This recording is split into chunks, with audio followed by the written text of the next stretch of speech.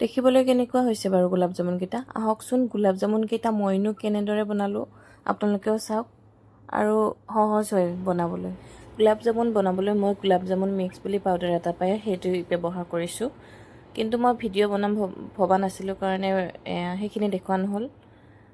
এতিয়া সেইখিনি মই মিক্স কৰি নাৰিকলৰ লাডুৰ সমানকৈ গোল বনাই লৈ ৰিফাইন তেলত এনেদৰে ভাজি লৈছোঁ। আপোনালোকে কম জুইত ভাজিব, খালি কালাৰটো নিজৰ ওপৰত কথা হয়। আপোনালোকে কিমান ডাৰ্ক কৰিব সেইটো নিজৰ ওপৰত কথা হ'ব। আপোনালোকে তেনেদৰে মই দেখুৱাৰ দৰে ভাজি ল'ব।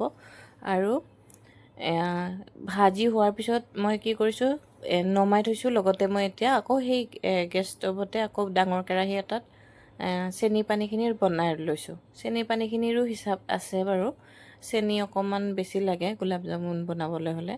মই কেতিয়াবা অৱশ্যে কমকৈ দি বনাওঁ, কাৰণ ঘৰতে খোৱা হয় যে, বেছি মিঠা খোৱাও বেয়া বুলি ভাবি সেনেকৈ বনাওঁ। কিন্তু বেছি চেনি দিলে খাব ভাল হয় আৰু মানে সেইটো যিটো ৰস হয় সেইটো অকণমান ডাঠ হ'লে সোৱাদ বেছি হয়।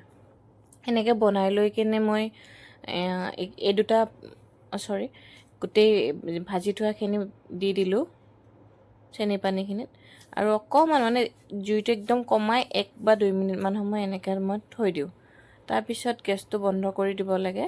আৰু তাৰপিছত আপোনালোকে চাওকচোন ভিডিঅ'টো, ভাল হৈছে নে বেয়া হৈছে আপোনালোকে নিজে গম পাব। হেতাখনেৰে এনেদৰে মই লৰাই থাকোঁ, চাব লাগে যাতে ভাগি নাযায়। অৱশ্যে ভালদৰে ভাজি হোৱাৰ পিছত নাভাগে বাৰু। আৰু হেতাখন দিয়াৰ লগতো কথা আছে, জোৰকৈ দিলেতো ভাঙি যাবই। যেতিয়া মানে ভাজি থাকিম আমি তেতিয়াই গম পোৱা যায় গোলাপ জামুনকেইটা কেনেকুৱা হ'ব। যদি ভাজি থাকোঁতে ধুনীয়া মানে সেইটো আমি যে সাধাৰণতে কওঁ চিলচিলীয়া বুলি, সেই চিলচিলীয়াটো হ'লে মানে ভাল হয়েই আৰু। এতিয়া চাওকচোন বনোৱা হৈ গ'ল আৰু আপোনালোকক মই এটা এনেদৰে দেখুৱাই দিছোঁ। একদম মানে পাৰফেক্ট হয় আৰু এইটো বস্তু, আৰু একদম হোটেলৰ নিচিনা হয়। আপোনালোকে ধৰিব পাৰিছে চাগে। আৰু চাওকচোন ল'ৰাই কেনেদৰে খাই আছে আমাৰ। সি অৱশ্যে খাব নাজানে চামুচেৰে, এনেই আৰু মই খাইছিলোঁ যে, খাই কেনে আপোনালোকক দেখুৱাইছিলোঁ, সেইখিনিকে তাক দিছিলোঁ। সি আৰু 2খন চামুচ লৈ পেলাই এনেদৰে খেলি আছে আৰু সেইখিনিও আপোনালোকৰ লগত শ্বেয়াৰ কৰিলোঁ।